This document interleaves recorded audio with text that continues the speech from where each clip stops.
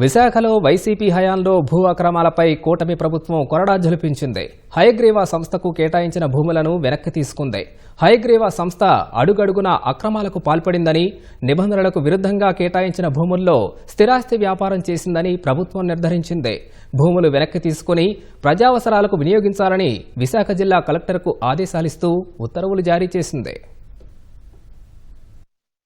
YCP హయాంలో ఆ party పెద్దలు, ప్రజాప్రతినిధులు విశాఖలో చేసిన భారీ భూ కుంభకోణాలు, ఆక్రమణలపై కూటమి ప్రభుత్వం చర్యలు చేపట్టింది. వైఎస్ రాజశేఖరరెడ్డి హయాంలో హయగ్రీవ ఫార్మ్స్ అండ్ డెవలపర్స్ సంస్థకు విశాఖలోని ఎందాడలో 12.51 ఎకరాల భూ కేటాయింపుల్ని కూటమి ప్రభుత్వం రద్దు చేసింది. ప్రస్తుతం ఆ భూమి విలువ 250 కోట్ల రూపాయలకు పైనే ఉంటుంది. వృద్ధాశ్రమం, అనాథ శరణాలయం నిర్మిస్తామని ప్రభుత్వం నుంచి రాయితీపై భూమి తీసుకుని ప్రాజెక్టులు చేపట్టకపోగా హయగ్రీవ సంస్థ అడుగడుగునా అక్రమాలకు పాల్పడిందని, నిబంధనలకు విరుద్ధంగా ఆ భూమితో స్థిరాస్తి వ్యాపారం చేసిందని ప్రభుత్వం నిర్ధారించింది. ఆ భూముల్ని వెనక్కి తీసుకుని ప్రజావసరాలకు వినియోగించాలని భూ పరిపాలనా ప్రధాన కమిషనర్ ఆర్పి సిసోదియా ఉత్తర్వులు జారీ చేశారు.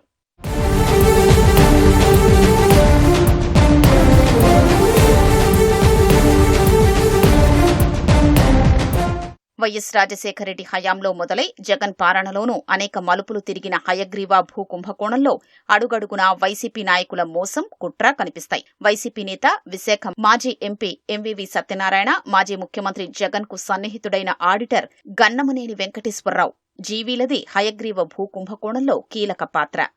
వృద్ధాశ్రమం, అనాథ శరణాలయం నిర్వహించడంతో పాటు వృద్ధులు సౌకర్యంగా నివసించేందుకు వీలుగా కాటేజీలు నిర్మిస్తామని, విశాఖలో భూమి కేటాయించాలని హయగ్రీవ సంస్థ 2006లో దరఖాస్తు చేసింది. ఆ సంస్థకు ఎకరం 1.5 కోట్ల చొప్పున భూములు కేటాయించొచ్చని అప్పటి కలెక్టర్ సిఫార్సు చేశారు. అయితే వృద్ధులు, అనాథల కోసం చేపడుతున్న ప్రాజెక్టు అన్న కారణం చూపించి 2008 జూన్ 12న అప్పటి వైఎస్ ప్రభుత్వం ఎకరం 45 లక్షల రూపాయల చొప్పున 12.51 ఎకరాల్ని కేటాయించింది. 10% భూమిలో ఆ సంస్థ వృద్ధాశ్రమం, అనాథాశ్రమం నిర్మించాలని షరతు విధించారు. 60% భూమిలో వృద్ధుల అవసరాలకు తగ్గట్లుగా కాటేజీలు నిర్మించి 60 ఏళ్లు పైబడిన వారికి విక్రయించాలి. 30% భూమిని మౌలిక వసతుల కల్పనకు వినియోగించాలి. హయగ్రీవ సంస్థ 2008లోనే భూ కేటాయింపులు పొందినప్పటికీ అక్కడ నిర్మాణాలు చేపట్టలేదు. ప్రభుత్వం చర్యలు తీసుకుందాము అనుకునేసరికి ఆ సంస్థ కోర్టుకెళ్లేది. వైసీపీ అధికారంలోకొచ్చాక అప్పట్లో ఎంపీగా ఉన్న ఎంవీవీ తదితరుల కన్ను హయగ్రీవ భూములపై పడింది. జగదీశ్వరుడిపై ఒత్తిడి తెచ్చి బ్రహ్మాజీ అనే వ్యక్తిని ప్రాజెక్టులో భాగస్వామిగా చేర్చారు. ఆయనకు 75% వాటా ఇచ్చేలా చేశారు. అనంతరం ఆ భూమిని ఎంవీవీకి అత్యంత సన్నిహితుడైన జీవీకి జీపీఏ చేశారు. అక్కడ వృద్ధాశ్రమం, అనాథ శరణాలయం నిర్మించకపోగా నిబంధనల ప్రకారం వృద్ధులకు కాటేజీలు నిర్మించాల్సిన స్థలాన్ని ప్లాట్లుగా విభజించి అమ్మేశారు. తనను భయపెట్టి ఆ భూమిని ఎంవీవీ, జీవీ చేజిక్కించుకున్నారని, బ్రహ్మాజీని మేనేజింగ్ పార్ట్నర్గా చేర్చి తనకు తెలియకుండా కొన్ని భూములు అమ్మేశారని 2021 డిసెంబర్లో జగదీశ్వరుడు సెల్ఫీ వీడియో విడుదల చేశారు. తరువాత మళ్లీ వారంతా కలిసిపోయి అక్రమదందా కొనసాగించారు. వృద్ధులకు అన్ని రకాల వసతులతో కాలనీ నిర్మిస్తామని చెప్పి భూములు పొందిన హయగ్రీవ సంస్థ వ్యాపార ప్రయోజనాల కోసం వాటిని వేరొకరికి బదలాయించింది.